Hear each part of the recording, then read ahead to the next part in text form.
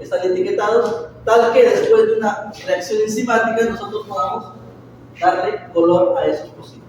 ¿Sí? Entonces al final vamos a ver qué cosa. Este individuo tiene altos niveles de anticuerpos para VIH y estos individuos tienen bajos niveles. ¿Sí? Entonces yo visualmente puedo hacer un diagnóstico rápido, ¿cierto? Altos, bajos. Pero necesito qué cosa? Cuantificar. Para ello, ¿qué tengo que hacer? La curva es. ¿Qué necesito en este caso? La curva estándar. ¿Qué necesito? Absorción y. Pero concentración conocida, ¿pero de quién? ¿Del anticuerpo o del antígeno? ¿De quién necesito? ¿De quién tengo que tener? ¿Del antígeno o del anticuerpo con la concentración conocida? ¿De quién sería, chicos?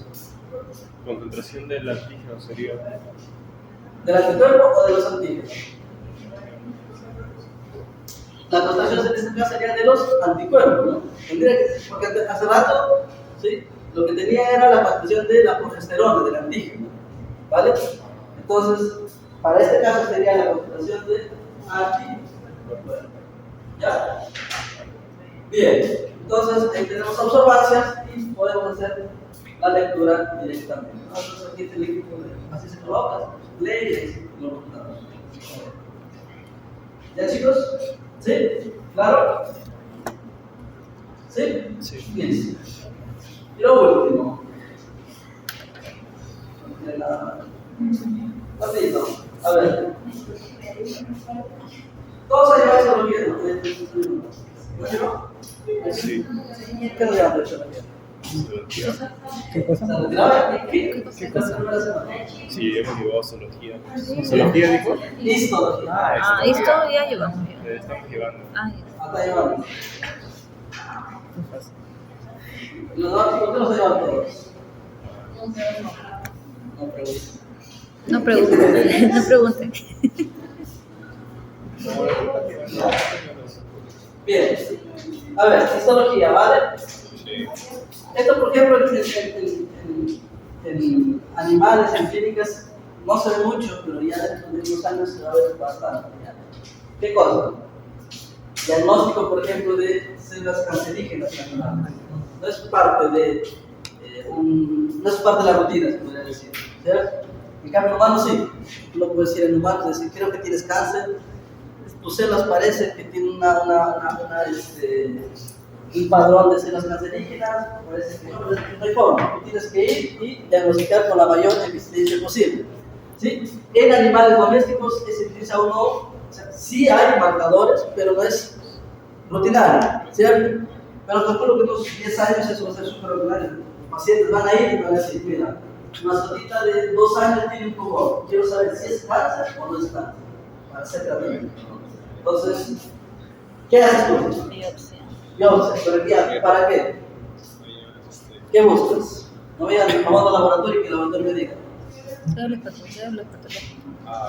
Cambios celulares. Ya, pero o sea, primero, biopsia, obligatorio, ¿cierto? Es un estudio claro, ¿vale?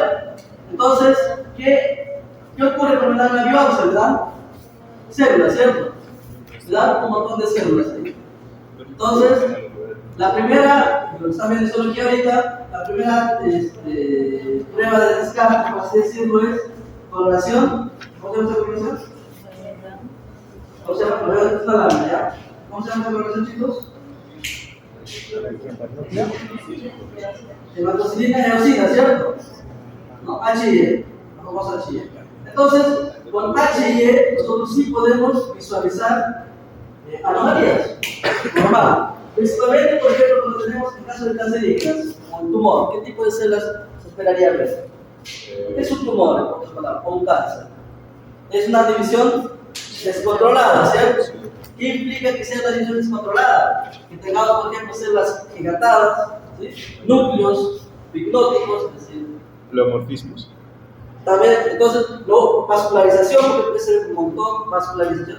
¿Por qué es mala la vascularización aquí? ¿Cómo dijo? Vascularización de vasos en un tumor. ¿Por qué sería súper malo tener vasos ahí? También sería mucho más difícil a nivel cirúrgico, ya no podrías ir y cortar algo, lo sacas, ¿no? Porque puede quitar si es una vena importante. Pero además de eso, ¿por qué? Porque si hay vascularización, ese tumor está teniendo vida propia, por así decirlo, ¿no? Tiene suplementación de nutrientes. Entonces, si está vascularizado, es mucho más preocupante, ¿sí? Entonces, bien, pero aún, o sea, yo estoy viendo que hay anormalidades a nivel celular, pero aún no puedo con total certeza decir, este es un cáncer, ¿no? ¿Cómo puedo decir yo, estas células son cáncer, este tumor es cáncer? ¿No? ¿Cómo tú puedes diagnosticar al 100% que es cáncer? Porque, por ejemplo, en humanos ya existe ese diagnóstico, ¿cierto? Tú cuando vas a un humano, el doctor no te va a decir, mira, parece que es cáncer, pero todavía hay que esperar. No, ya hay marcadores que determinan que es cáncer. ¿Y qué marcadores son esos? Marcadores a nivel celular, ¿sí? De justamente relacionados con el tema de división celular, ¿sí? Los tenemos aquí, marcador P53, P21, ¿sí? Proteínas específicas cuando hay un descontrol de la división celular. Entonces, con estos marcadores, es decir, la expresión de estas proteínas me indica que este tejido ya es un tejido que tiene una división celular descontrolada. Concluyo que es cáncer, ¿sí? Entonces, esto en humanos es obligatorio hacerlo, ¿vale? Y esa prueba se llama inmunohistoquímica, ¿ok? Inmunohistoquímica,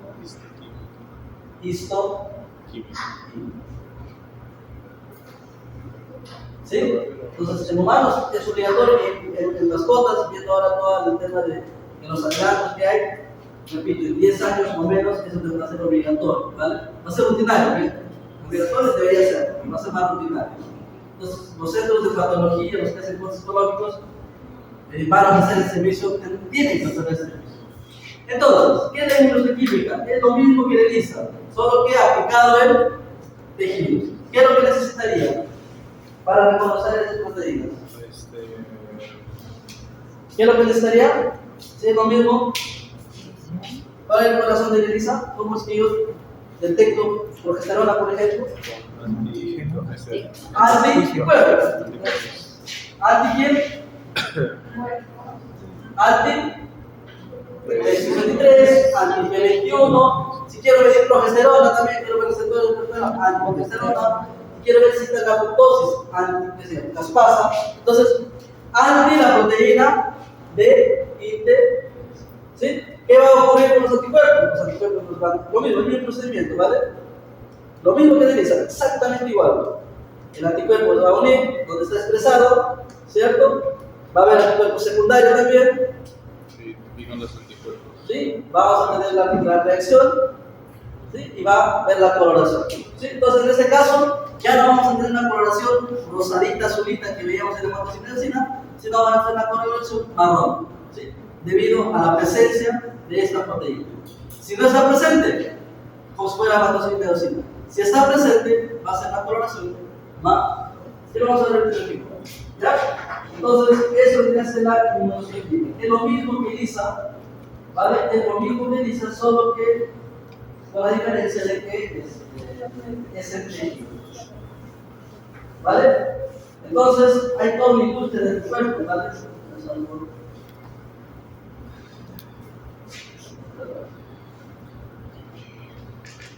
A ver,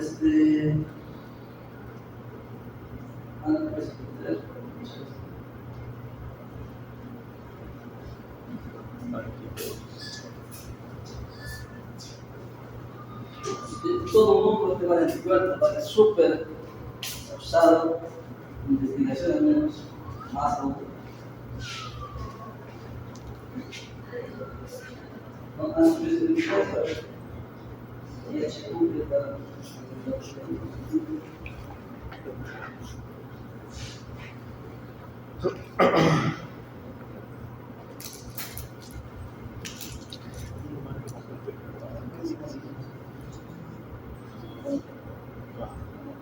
Es 68, pero es una proteína, ¿sí? No es lo mismo, ¿ok? Pero es el colorcito, ¿no? Indica que estas células tienen esta proteína expresada, ¿no? Donde no hay ese colorcito, pues simplemente no hay esa célula. ¿Ok? Entonces, Visualmente o al microscopio, ya no solamente voy a ver tipo de células, de tejidos, sino ya voy a ver qué proteínas están siendo expresadas en ese tejido. ¿Sí? Es una técnica mucho más específica para ver qué está ocurriendo en ese tejido, además de ver la arqueología y ver si es hay tema de dosis o algún tipo de patología normal. ¿Ya, chicos? Entonces eso se llama inmunohistología. ¿Okay? Para ver marcadores específicos en el tejido, en la biopsia, ¿no? Esto para poder visualizar así tengo que pasar todos los procedimientos de histología. ¿Cuáles son? A ver, histología, ¿cuáles son los procedimientos de una biopsia? Primero, tengo la biopsia, después ¿qué hago? Citología. ¿Qué? Citología. No, pero antes, nivel de tratamiento de muestra. Fijación. ¿No? Luego de la fijación que viene, ¿qué va a hacer con ese tejido? Deshidratarlo, luego aclaramiento, luego inclusión y luego ya cortes histológicos. ¿Ok? Este tejido pasó por todo eso. ¿Vale? Este de acá, porque estamos hablando de una lámina. Es decir, un corte ya, como ustedes van a ver, ¿sí? Un corte histológico.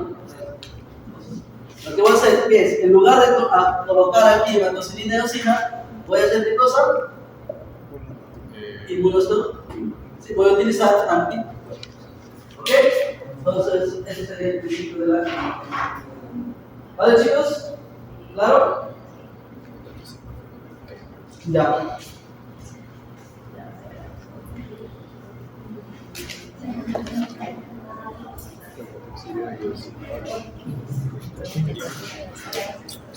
¿Vamos a acabar? ¿Qué quiero ver un video?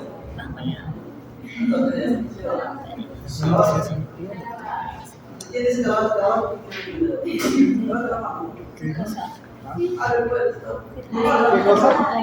¿Qué? ¿Qué cosa, profe? ¿Qué dijo? ¿Un video? ¿O? ¿Qué? ¿Video sí o no? Funciona 14 niveles. ¿Qué Todo es? tiene- Pasaste por 5. Uso.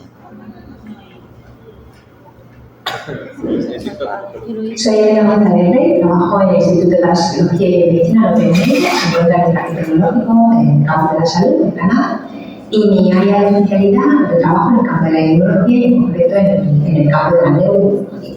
En este vídeo os voy a hablar sobre la técnica ELISA, que son las siglas en inglés de Enzyme Like Immunosorption Assay, o en español ensayo de inmunosorción ligada a enzima, que es una técnica bioquímica que nos permite cuantificar e identificar determinadas moléculas, sustancias como proteínas, hormonas, factores de crecimiento en distintos tipos de soluciones, como puede ser en sangre, en orina, en extractos de tejidos, incluso en cultivos celulares.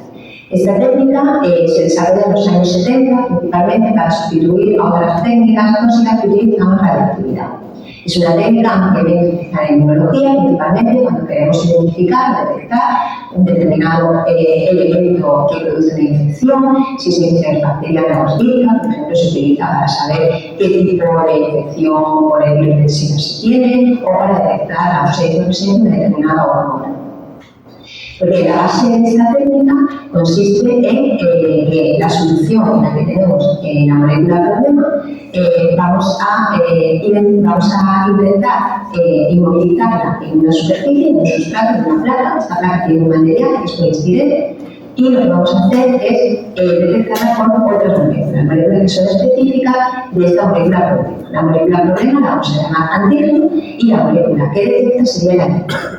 Los anticuerpos van a reconocer determinadas estructuras dentro del antígeno.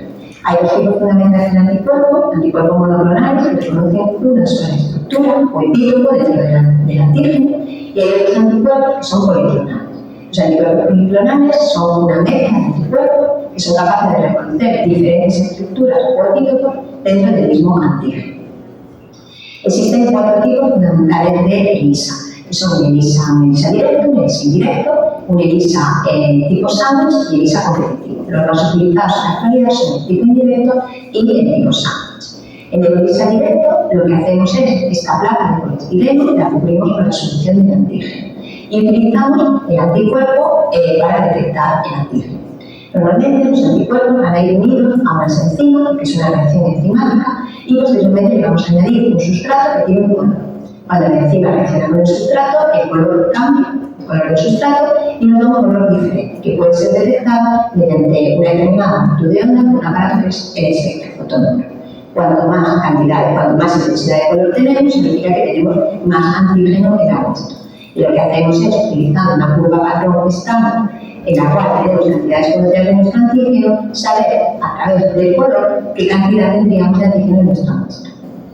Así, en el ELISA directo es un método rápido y sencillo porque la unión de la enzima va directamente unido al antígeno.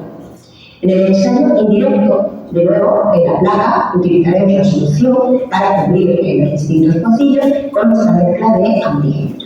Y en la utilización utilizaremos un primer anticuerpo que va a detectar el antígeno de manera específica y un segundo anticuerpo que es el que lleva la enzima. Este segundo anticuerpo se unirá al primer anticuerpo para conocer al primer anticuerpo, no al antígeno. Posteriormente tendremos el sustrato y la enzima del segundo anticuerpo desarrollará un color. La intensidad de color será directamente proporcional a la cantidad de antígeno que teníamos en la muestra. Este método tiene la ventaja de que es más sensible que el método directo. Luego tendríamos un ensayo en sándwich, en ELISA sándwich. En el ELISA sándwich lo que hacemos es estabilizar la placa no con el antígeno, sino con un primer anticuerpo. A continuación, después de realizar lavados oportunos, utilizamos la mezcla de la solución en la que queremos detectar el antígeno. Por lo cual, el antígeno va a quedar inmovilizado a través de la del primer anticuerpo, que a su vez se encuentra unido a la placa. A continuación, también después de lavar el exceso de solución de antígeno que no se ha regado, utilizaremos un segundo anticuerpo, que se va a unir directamente también al antígeno. De tal manera que tendríamos el antígeno unido por un lado el primer anticuerpo que está pegado a la placa y por el segundo anticuerpo. Este segundo anticuerpo es el que tiene la enzima y cuando entendemos el sustrato es el que va a desarrollar el color. Este método es mucho más específico, además de que tiene también una alta sensibilidad y una amplificación también muy importante de la señal eléctrica. Por último, el ELISA competitivo es una ELISA que se utiliza mucho también cuando la estructura del antígeno es complicada y tenemos epítopos o zonas del antígeno que son difíciles de detectar y también cuando tenemos muy poca cantidad de antígeno. Lo que hacemos en este caso es que la placa se aplica o se pruebe con una cantidad conocida de antígeno. Y nosotros utilizamos la solución con nuestro antígeno problema. Cuando añadimos el primer anticuerpo, el anticuerpo se va a poder unir con el antígeno que está en la placa o el antígeno que está en solución. Como posteriormente vamos a lavar, todo el antígeno que se une, todo el anticuerpo que se une al antígeno que está en solución será eliminado de la placa. De tal manera que cuando se desarrolle el color, cuanto más color tenga, es decir, cuanto más anticuerpos se haya unido al antígeno de la placa, significa que tenía menos antígeno en solución, es decir, tenía menos antígeno en mi muestra problema. Cuanto menos color tenga, significa que más anticuerpos se unió al antígeno que estaba en solución, por lo tanto menos se unió al que estaba en la placa y más cantidad de antígeno tengo en la muestra. Es decir, es una ELISA inversa. A mayor cantidad de color, menor concentración del antígeno en mi muestra. A continuación vamos a ver un ejemplo práctico de ELISA en sándwich, que es el más común que se utiliza esta técnica en inmunología. El primer paso de esta técnica consiste en tapizar la placa en la que vamos a detectar nuestro antígeno con el primer anticuerpo. En este caso, vamos a utilizar como primer anticuerpo un anticuerpo que reconoce el factor de necrosis tubular, que es un factor relacionado con inflamación. De este factor se utiliza una dilución concreta que va a formar parte de esta solución del primer anticuerpo. Esta solución es una solución de PBS a un pH determinado. Dependiendo del tipo de anticuerpo, se utiliza un pH. Una vez que tenemos preparada nuestra solución, se utiliza para recubrir con ella los pocillos en los que luego vamos a poner nuestra muestra. Para que la unión del primer anticuerpo sea lo más eficiente posible a la placa, esta se guarda a 4 grados, se mantiene la unión durante toda la noche a 4 grados. A la mañana siguiente lo que hacemos es eliminar el exceso del primer anticuerpo que nos ha pegado a la placa mediante 2 lavados. Eliminamos enérgicamente, tiramos enérgicamente la solución y a continuación hacemos los lavados. Para llevar a cabo los lavados vamos a utilizar una solución salina BBS junto con un detergente. De esa manera nos aseguramos que se elimina todo el exceso de anticuerpo que no se ha pegado a la placa. Dependiendo del número de filas y columnas, pues utilizamos el número adecuado de indicado en el lector gris. En nuestro caso son 8 columnas.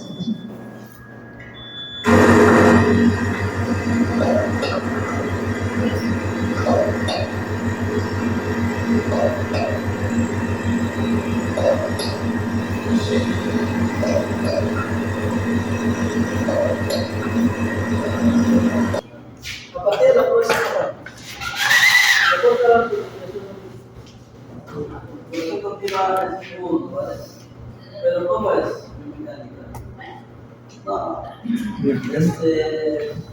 Generalmente después de evaluaciones continuas, pues ayudar, ¿no? ¿Y cómo les ayuda? Pues talleres, participación, pero esa ayuda es efectiva, no es como que un punto más en la evaluación continua, un punto más en la evaluación continua, sí, sin más. Pero hoy día, bueno, vamos a ver cómo estamos. 2 puntos, ¿ya? Evaluación continua. La pregunta es, definir los tipos de lista que mencioné. ¿Ya? ¿Comentarios?